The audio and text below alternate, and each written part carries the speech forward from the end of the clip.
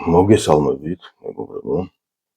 მოდით გავისაუბროთ მისიის საკითხზე. რა არის საერთოდ ეს და როგორი მნიშვნელობა აქვს ამას ჩვენი ყოველდღიურობისთვის? საერთოდ როგორ ხდება ამ საკითხის დაზუსტება? მისია სჭირდება დაზუსტება, ბედნიერება დაზუსტებაშია. მოდით დავიწყოთ იმით, რომ საერთოდ მისია არ არის რაღაც ბიბლიური მესიანიზმი ან რაღაც ესეთი გადაჭარბებული, უბრალოდ არაკორექტული შეფასებებით გამოირჩევა ეს ცნება ჩვენს ქართულ სინამდვილეში, რეალობაში და მოდით ეს დავაკორექტიროთ და დავაზუსტოთ. მისია არის სოციალური ფუნქცია. კი, ნათქვამი არის, რომ ჩვენ ვიბადებით ერთი რაღაც მისიით და რაღაც დანიშნულებით. ყველა იბადება რაღაც მოცემულობით, რაღაც თვისებებით. გარკვეული მისთვის მინიჭებული ნიჭით და იმ თვისებებით, იმ კრიტერიუმებით, რომელთაც გამოირჩევა ესა თუ ისა ინდივიდი. მაგრამ გარდა ამისა, ამას უფრო დღევანდელ ცხოვრებაში მეტაფორული მნიშვნელობა აქვს, რომ რაღაცისთვის გაჩნდა ადამიანი ამ ქვეყანაზე და რა თქმა უნდა გაჩნდა სოციალური დანიშნულება აქვს. მაგრამ ცხოვრების მანძილზე შემდეგ უკვე შეძენა ხდება გარკვეული უნარების, გარკვეული თვისებების, გარკვეული ტიპის მახასიათებლების და შესაბამისად მისიაც ზუსტდება. ყოველშაბათს ერთი ძალიან საინტერესო ტესტია, რომელიც ხელის გაზომვით ხდება, დავდებ ამ ვისაც გაინტერესებს შემდეგ იხილეთ ვიდეოს კომენტარებში დავურთავ ლინკს ამ ვიდეოსი.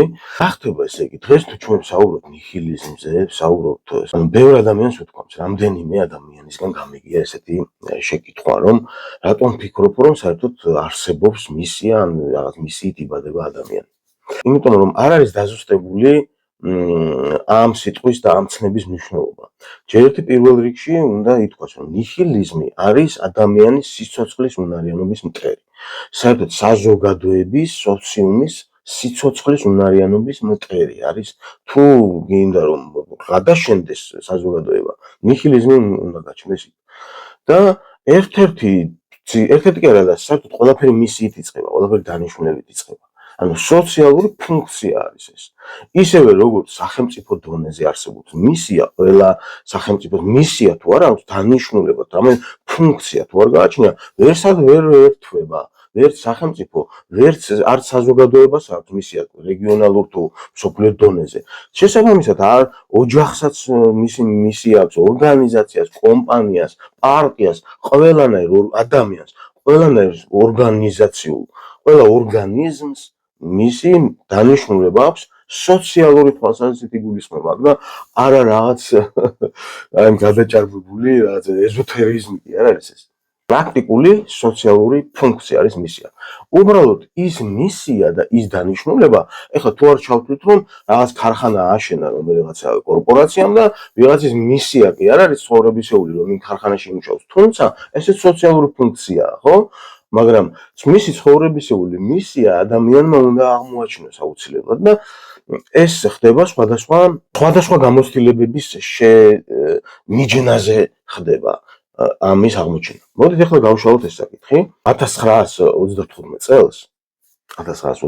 წელს 35-ში ჩატარდა და თუ არ ვთქვი 36-ში ჩატარდა მესამე, ანუ სამი ისტორიული მნიშვნელობის მქონე კონფერენცია ჩატარდა სამეცნიერო ვენაში, პრაღაში და პარიზში. მას ესწრებოდა იმდროინდელი წამყვანი მეცნიერების აბსოლუტური უმრავლესობა. ფსიქოლოგიიდან თუ როგორც მახსოვს, სუტიჩი და მასლოუც იყვნენ ამ კონფერენციის ერთ-ერთი წამყვანები. ევროპული დასავლური მეცნიერების კრიზისი იყო, სულიერების კრიზისი და მეცნიერების კრიზისი იყო. საუბარი ჩიხში იყო შესული მეცნიერება, მაგრამ იმის მერე როგორ განვითარდა მეცნიერება დღეს უკვე დასავლური, ამას ვხედავთ, ხო? თუნდაც იმ ხელოვნური ინტელექტის სახით, ანუ როგორი სტრატეგიულობა შეიძინა მეცნიერებმა მიმდინარეობამ და როგორ განახლდა და რის ხარჯზე მოხდა ეს? რა მოხდა? თუ კი მანამდე საუკუნეების მანძილზე მეცნიერებები, ну მაგალითად მათემატიკაში რაც აღმოჩენილია, იმაზე მეტი აღარ არის აღმოჩენილი, უბრალოდ ამ ფორმულების გამოყენება ხდება სხვადასხვა მიმდინარეობაში, ხო? აი ნებისმიერ დარგეყოთ კი რაღაც ახალი აღმოჩენები ხდება დეტალიზაციის ხარჯზე, მაგრამ თვისობრივად რაღაც სიახლეების აღმოჩენა არ ხდება ერთი მეცნიერების შიგნით. წამყვანი და მომხსენებელი ძირითადი იყო ესეთი გენიალური პიროვნება ედმუნდ ჰიუსერლი, რომ ახალი ფილოსოფიის ფუძემდებელი, ტრანსცენდენტული ფენომენოლოგიის ფუძემდებელი ედმუნდ ჰიუსერლი, რომელმაც ისაუბრა, რომ მეცნიერება იმის გამო არის შესული ჩიხში, რომ ყველა მეცნიერება საკუთარი ფარგლებში ეძებს რაღაც ჭეშმარიტებას, რომელიც სადღაც ან არის, ან არ არის, არავინ იცის დღემდე, ხო? ვინ ვართ, საიდან მოვდივართ და რა გვინდა და აი ეს ყველაფერი აი ამ კლასიკური მეცნიერების ჩარჩოებში ტრიალებს. სხვათა შორის მისი ეს მოხსენება, სხვა ახალნაშრომს დაედო საფუძვლად თანამედროვე ევროპული მეცნიერების კრიზისი და ტრანსცენდენტული ფენომენოლოგია, რომელიც ჩემი წიგნის სტრუქტურას საფუძვლად უდებს, ჩემი გამოსახულების ალფაბეტს. აქვე გამოვლინდა, ასე ვთქვათ, კიდევ მაგალითად მასლოუმ წარადგინა ესეთი მოხსენება, რომ ყოფიერების ფსიქოლოგია დაწერა ბოლოს, მასლოუმს ბოლო ნაშრომია ეს, ყოფიერების ფსიქოლოგია. ფსიქოლოგიამაც აღიარა, რომ ჩიხშია შესული, მორჩა, ეს არის ის მაქსიმუმი, რაც კლასიკურმა ფსიქოლოგიამ შეძლო. მაგრამ რაც არ ვითარდება, ის კვდება.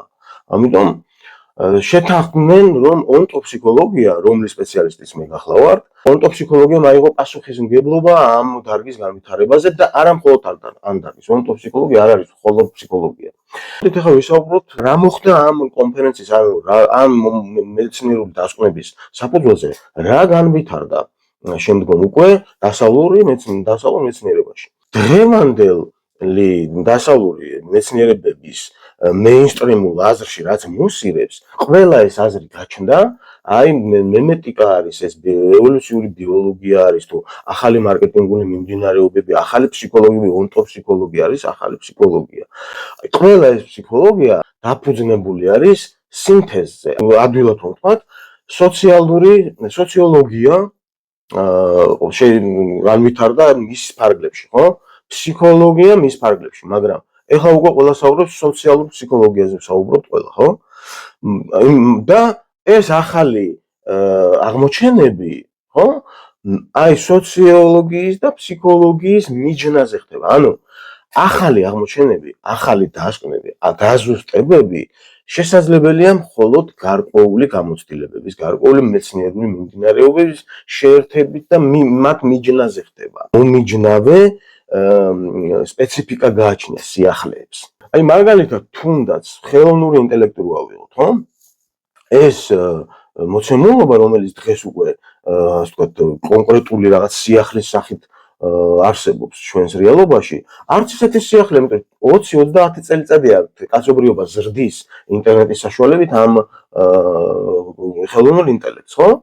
ანუ ეხლა უცებ თითქოს და დაგვეცა თავზე, მაგრამ არის კომპანიები, რომლებიც ამას აკეთებდნენ, ამას ამზადებდნენ, თვითონაც ემზადებოდნენ და დღეს მოწინავე რიგებში არიან, ხო? ნახეთ, რისი თქმა მინდა, რომ დღევანდელი ქართული მეცნიერული აზრის კრიზისი იმაში მდგომარეობს, რომ მხოლოდ ერთი ტიპის მხოლოდ ერთი მეცნიერების შიგნით მსჯელობენ. თუნდაც კომპანიებს, ან გადავიდეთ. მე მაგალითად მზად ვარ, მე ვარ საქართველოში ერთადერთი სპეციალისტი ვარ ონტოფსიქოლოგიის, ანუ ერთადერთი განუმეორებელი ადამიანი კი არ ვარ. ერთადერთი სპეციალისტი ვარ ონტოფსიქოლოგიის. მე ონტოფსიქოლოგი ვარ, მაგრამ სამეცნიერო ხარისხამდე ვერ მივედი, იმიტომ არ არის. ქართულ სამეცნიერო უმაღლეს სასწავლებლებში არ არის დაშვებული. თუ კი დაუშვებენ, მე ამ კათედრის ჩამოყალიბებაში ლომის წვლილი შევიტანო. უამრავი მასალა მზად მაქვს. ძალიან კარგი ნაშრომი მაქვს დაწერილი. კი, ეს ტიპის არის ჩემი ნაშრომი უფრო, მაგრამ მზად ვარ რეინტეგრაცია გავუკეთო მონოგრაფიულ ტიპშიც და სამეცნიერო ხარისხზე ვისაუბრო და დავიცვა. ჩვენთვის და არც მეცნიერებისთვის არაფერნაირი წამწევი არ იქნება მე რომ სამეცნიერო ხარისხი კლასიკურ ფსიქოლოგიაში დავიცვა. ამიტომაც არ ვდგამ ამ მიმართულებით ნაბიჯებს, თორე არ გამიჭირდება არც ამ მიმართულებით. ანუ სიახლე უნდა მოხდეს. ხარისხი, სამეცნიერო ხარისხის და წინ გადადგმული ნაბიჯების აზრი ხო იმაშია, რომ განვითარება უნდა ხდებოდეს. განვითარება მოხდება მხოლოდ იმ შემთხვევაში, თუ სიახლე შემოვა. ნებისმიერი ორგანიზაციის, კორპორაციის, დაწესებულების, კომპანიის დღეს პრობლემა იმაში მდგომარეობს, სტარტაპის, წამოწყების, ნებისმიერი პროექტის, რომელიც ჩაფიქრებული იქნება და ვერ მიდის ბოლომდე, უჭირს რეალიზება. პრობლემა იმაში მდგომარეობს, რომ მხოლოდ ერთი ტიპის სფეროში ტრიალებს ან და ერთი სტილის თანამშრომლებს იყვანს. თუ კომპანიას უნდა რომ განვითარდეს და მისი მომავალი შექმნან მისმა თანამშრომლებმა მათმაგივრად და ეს მომავალი კარგი იყოს და საუკეთესო და პროდუქტიული იყოს და სასარგებლო და ასევე შემოსავლიანი, ხო?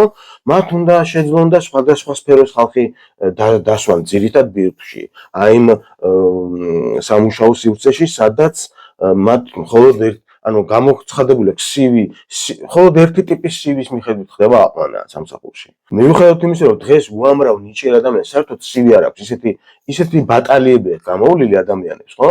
უამრავ ადამიანს საქართველოში რომ CV ჩაგდებები აქვს, არა აქვს CV-ები, ძალიან ბევრ ადამიანს ნიჭიერს ეს მაქვს საუბარი და არა იმაზე რომ რაღაცას იქ ერთკვირიან სადღაც კურსი გაივლის მე ჩაწერს და რაღაც კილომეტრიანი CV-ები აქვს და სინამდვილეში სიახლე არ იქნება ესეთი ადამიანებით, კონკურენტუნარიანობა არ იქნება.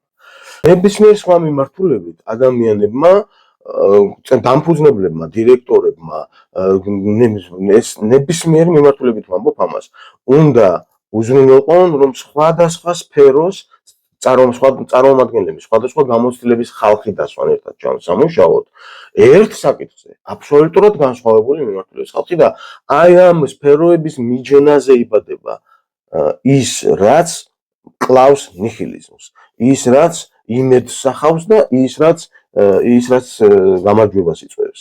ეს ინფორმაციები მე ხა არაფერისაც ახალზე ვსაუბრობ. წარმოგიდგენთ თითქმის საუკუნის წინანდელ ამბავზე ვსაუბრობ ახლა. და საქართველოში საერთოდ ედმუნდ ჰიუსელი ვინ არიციან.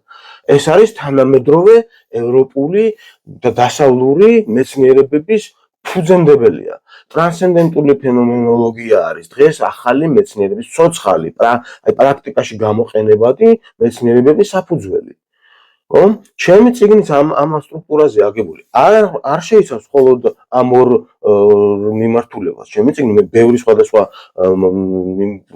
მიმართულება გამოვიყენე და სინთეზი გავუკეთე ჩემი წიგნში და ჩემი წიგნი ონტოფსიქოლოგიაზეა და ტრანსცენდენტულ ფენომენოლოგიას. ეს აღქმის ონტოლოგია არის. ეს არის ახალი ფსიქოლოგია. ეს არის სინთეზის ინსტრუმენტია. ძალიან სასარგებლო წიგნია, აი კითხეთ გირჩევთ, მხოლოდ ჩემი წიგნის რეკლამას კი არ ვაკეთებ. რეკლამასაც ვაკეთებ და ამავე დროს რეკლამას ვაკეთებ იმის საჭიროების, რომ სინთეზი უნდა ხდებოდეს. ადამიანი მის მისიას დაადგენს იმ შემთხვევაში, როდესაც თუ კი ახალი ცოდნის შეძენა უჭირს, მისი ძველი ცოდნები, მისი სხვადასხვა სფეროების გამოცდილებები შეუწყას. ეს აქ არ მჭირდება, ეს აღარ მუშაობს. პირიქით, რაც შეიძლება ბევრი სხვადასხვა გამოცდილებები უნდა შეაერთოს, ერთად დადოს და ამათ მიჯნაზე იბადება სიახლე, იბადება ის მისია, რომელიც ადამიანის ცხოვრების გაგრძელების საშუალებას აძლევს, სიახლეების კეთების საშუალებას აძლევს. სიახლეები, განვითარება ისე არ მოხდება, თუ კი აბსოლუტურად განსხვავებული და სხვადასხვა გამოცდილების მქონე ადამიანები ერთად არ დაჭნენ და სხვადასხვა სფეროები თუ ერთად არ შეერთდა და თავიანთ გამოცდილების მიჯნაზე თუ არ აღმოაჩინეს სიახლე. ადამიანმა ესე უნდა ქნას სწორედ, რომ გარდა იმისა, რომ რაღაც მოცემულობებით იბადება, ის ხო სიახლეებსაც იძენს შემდგომ, ხო? უნდა გამოთვალოს ის რითი დაიბადა და უნდა შეადაროს შემდგომ ეხლა რა აქვს, რა შეიძინა, რა ცოდნა და რა გამოცდილება და ამგენის მიჯნაზე ხდება შემდგომ აი მისიის დადგენა, მისი დანიშნულების. ვიმეორებ, მისი არის სოციალური ფუნქცია.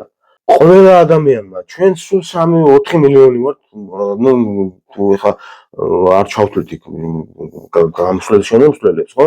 3,5 მილიონი, 4 მილიონი ვართ ქართველები, ხო? და კიდე რამდენი წასული არის. ყველა ქართველმა უნდა მოძებნოს ამ სოციუმში მისი ფუნქცია. ამ ქვეყანაში, ამ საზოგადოებაში მისი ფუნქცია. ყველა ადამიანმა უნდა აღმოაჩინოს, ეს არის დღევანდელი მეინსტრიმული აზრის დანიშნულება. მე ამის მომხრე ვარ და ამას ფადაგებ, ერთი სიტყვით, რომ ეს უნდა მოხდეს. ეს უნდა დაადგინოს, ყველამ უნდა აღმოაჩინოს მისი ფუნქცია. ამ შემთხვევაში იქნება მხოლოდ შესაძლებელი განვითარება ჩვენი ქვეყნის, იმიტომ რომ იმ დონეზე ვითარდება, მზად არის ყველა რომ ჩაყლაპოს. ყველა ელოდება, როდის დაეცემი და დაკარგო. ამას უნდა ჩახედოს ადამიანმა თვალებში და ისე გააგრძელოს ცხოვრება, ისე უნდა გააგრძელოს მოღვაწეობა. ეს არ არის ბოროტება და ცუდი რაღაცა, ეს ესეთი მოცემულობაა. ესეა, ესეთი მკაცრ კონკურენციის პირობებზე არის აგებული ეს სისტემა და ყველაფერი. სისტემას ვერ დაანგრევ და ვერ ჩამოშლი. იმას შესაძლებელია მისი გარდასახვა. შესაძლებელია მისი გარდასახვა და ჩვენ ხედავთ ამ გარდასახვის რეალობას, ხო? რეალურად ხედავთ, ხო? დავაკვირდეთ როგორ ვითარდება მოვლენები. ხო, ჯერ ტრამპი ავიღოთ მარტო როგორ შეცვალა ბევრი სისტემა შეიცვალა, ხო, მაგრამ კი არ ინგრევა სისტემა, იცვლება. ერთ-ერთი პრობლემა კიდევ არის ის, რომ კლასიკური მეცნიერებები, მაგალითად, ხო, ასწავლიან ხალხო იმას, ადამიანებს, რომ ილუზორულია სამყარო. რაზე უნდა აიღონ ადამიანებმა პასუხისმგებლობა? ილუზიებზე?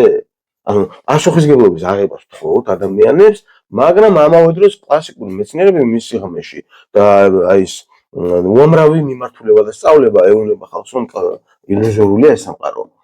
ხო და ილუზორული კი არ არის აი ამ ახალ პროცესებს, აი ამ სისტრაფით რაც ვითარდება, დიდი სისტრაფით, თუ კი ვერ ადევნებ თვალს, არ გაქვს ინსტრუმენტები, ხელსაწყოები, რომ მიადევნო თვალი, ხო? და შენს აყლე და გააცნობიერო ეს სიახლეები, მაშინ რჩება ადამიანი ილუზიებში, თორე ილუზორული კი არ არის სამყარო. სამყარო absolutely რეალურია და მატერიალურია. ენერგიაც არის და ინფორმაციაც არის და სულიერება არსებობს, მატერიალურია სამყარო და რეალურია. არ არის სამყარო ილუზორული. ფილმს უყურებდი ნიკოლას კეიჯის მონაწილეობით ამას წინათ და ეს რაღაც აღმოაჩინე, რომ დღევანდელი საქართველოს ოღონდ დაახლოებით ალბათ ერთი 20 წლის წინანდელი ფილმია, შეიძლება მეტის. ან ძველი ფილმია. ხო და იქ რად მაშინდელი ფილმის როგორც იყო განსხვავება საქართველოს და იმ ფილმს შორის. ხო? წარმოგიდგენთ ხო 20-25 წლის წინანდელი საქართველოს, 30 წლის წინანდელი საქართველოს და ის ფილმი დღეს ძველია, მაგრამ ახალი ფილმებთან შედარებით როგორი განსხვავებაც არის დღეს საქართველოს და აი იმ სამყაროს შორის, ხო? დასავლურ სამყაროს შორის. ისეთივე სხვა, ანუ არაფერი ჩვენ წინ კი მივიდივართ ჩვენთვის, მაგრამ იმ სამყაროს ვერ ვეწევით ჯერჯერობით და იმიტომაც არის ილუზორული დამოკიდებულება ბევრი რამის მიმართ. რა ვიცი, მე მგონი რაც მინდოდა მისიასთან, ანუ მისია უნდა დააზუსტოს ადამიანმა მთელი ცხოვრების, მისი არის გზა, ცხოვრებისეული გზა და უნდა დააზუსტოს ადამიანმა ეს მთელი ცხოვრების მანძილზე. ბედნიერება დაზუსტებაში. მადლობა ყურადღებისთვის და წარმატებას და კეთილდღეობას გისურვებთ.